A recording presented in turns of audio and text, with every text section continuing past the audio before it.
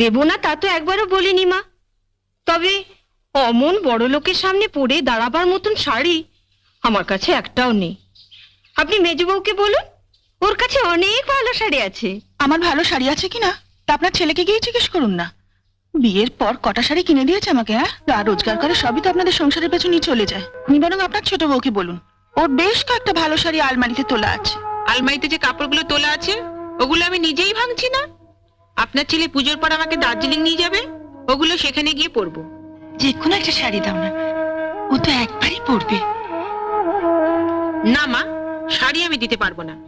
আর তাছাড়া আপনাদের বাবলু তো মিনুকে দেখতে আসছে, শাড়ি দেখতে তো আসছে না। তাই বলে বাড়িতে 3 বউ থাকতে ও রংছাটা পুরনো শাড়ি পরবে? হ্যাঁ, আমার যা আছে আমি তাই পরি। বাড়ির একটা কাজের মেয়ের শাড়ি এর থেকে যে ভালো হয় না, সেটা তোমাদের ইন্দ্রলীল বাবুর